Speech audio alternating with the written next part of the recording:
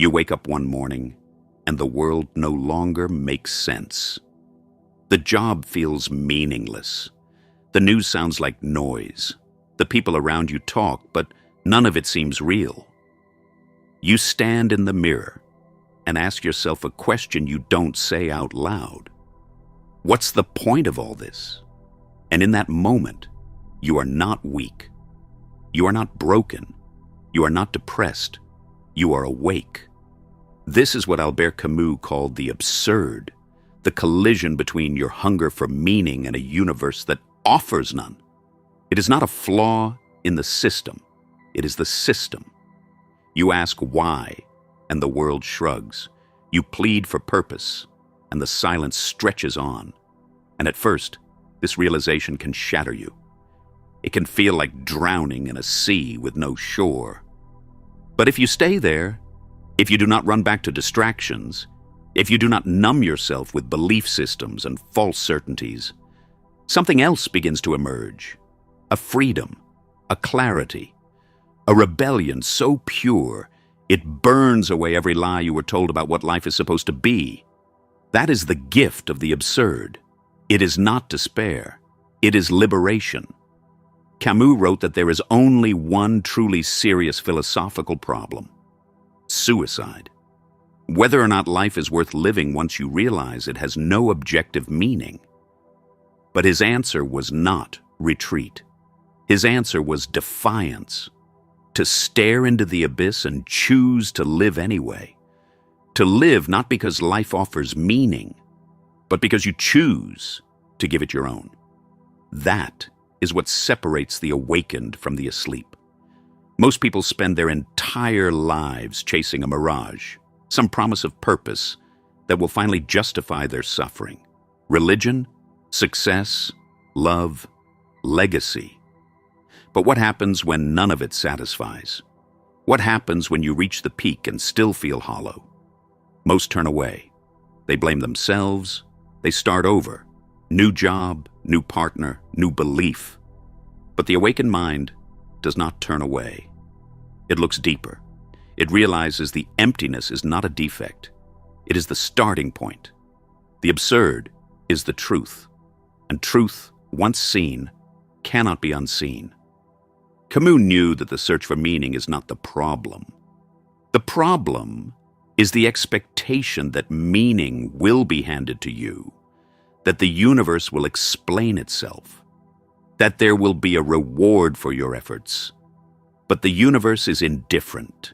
It does not reward. It does not punish. It simply is. And once you accept that, you are free. Not in the comforting, shallow way people talk about freedom, but in the terrifying, sacred way that strips you naked and asks, now what will you do? Because now, nothing is guaranteed. Nothing is promised. And yet, you are still here. That is the moment you become dangerous. That is the moment you become alive. You see, most people are not really living. They are performing. They are chasing illusions. They are sleepwalking through a script written by others. But when the absurd strikes, when you see through the game, you have a choice.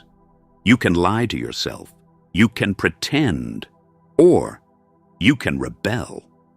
Camus called this the revolt, the refusal to look away, the decision to live without appeal, to stop asking for justification and start creating your own rhythm.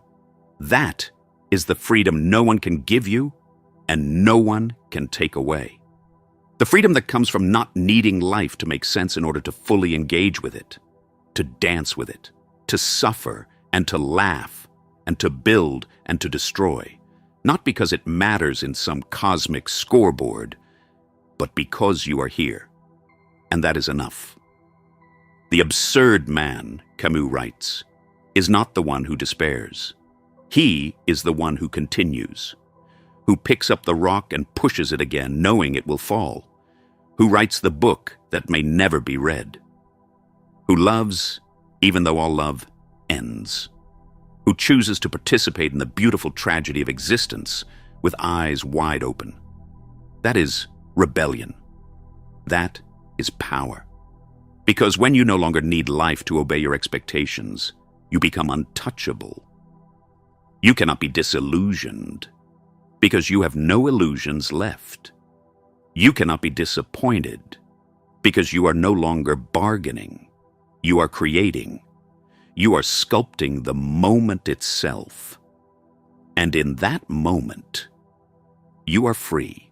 Camus spoke of Sisyphus, the man cursed to roll a boulder up a hill for eternity, only to watch it fall.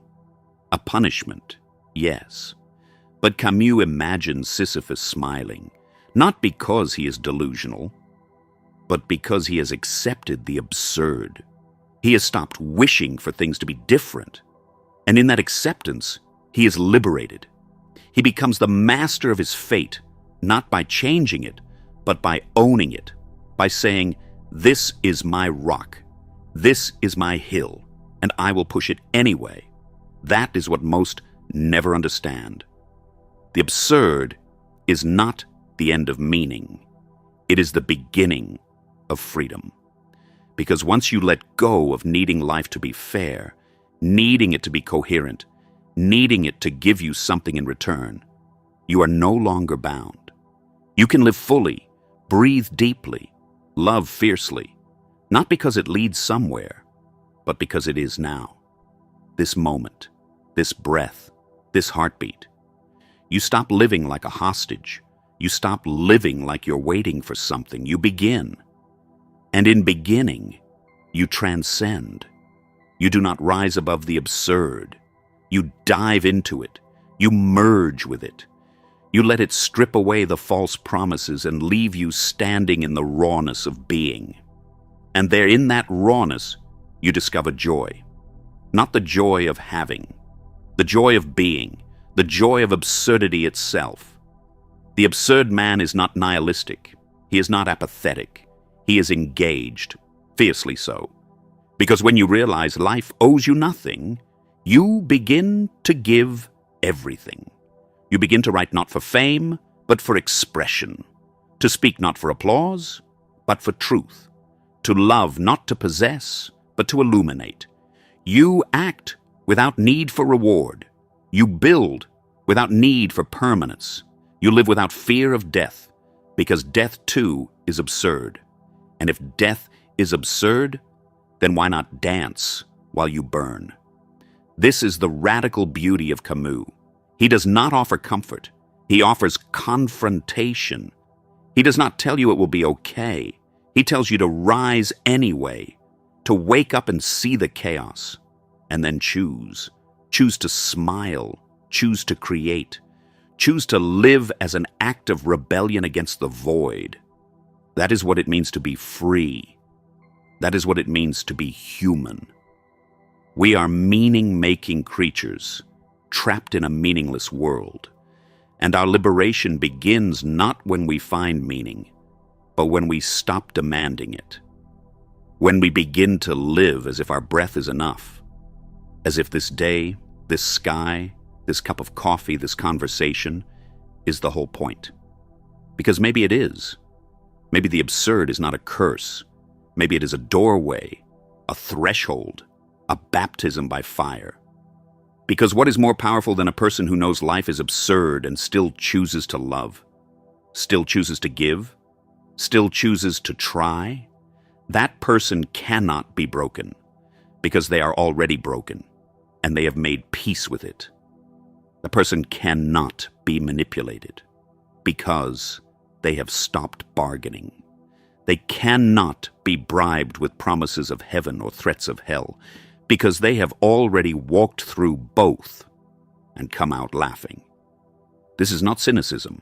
This is courage. The courage to look life in the face and say, I see you. I see your chaos. I see your silence. And I am not afraid. The courage to create meaning, not discover it. To write your own code. To live your own myth. That is the revolt. That is the fire of the absurd. So if you feel lost, good. If you feel hollow, good. If the old answers no longer satisfy, good. That is the crack in the shell. That is the beginning of your liberation. Don't run from it. Don't fill it with noise. Sit in it. Let it expand. Let it strip you down to the bone. Because only then can you be reborn.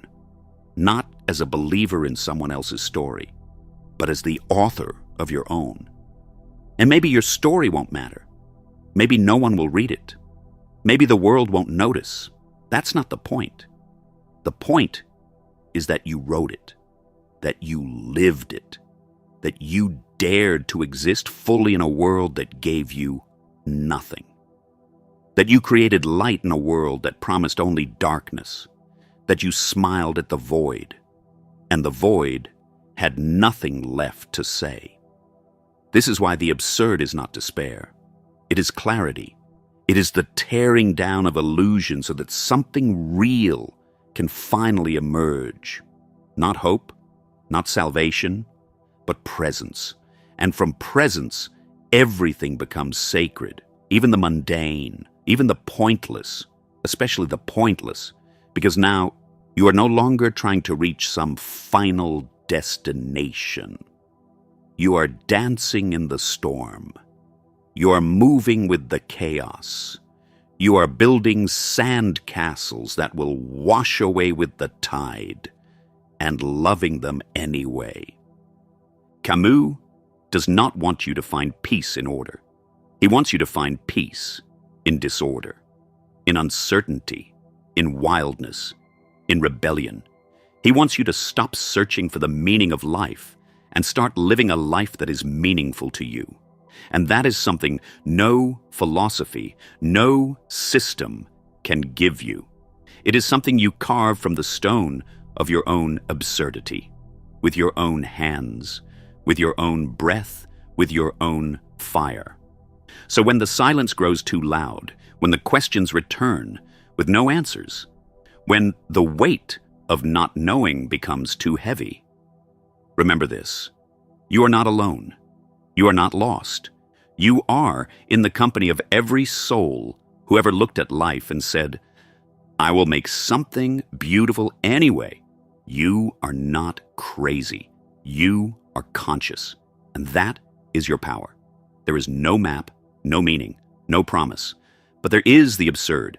And in the absurd, there is freedom. And in that freedom, if you are bold enough, there is joy. Not the joy of arrival, the joy of becoming, the joy of pushing the rock, of painting the sky, of standing in the storm and saying, I am here, I am here, I am here. And that is enough.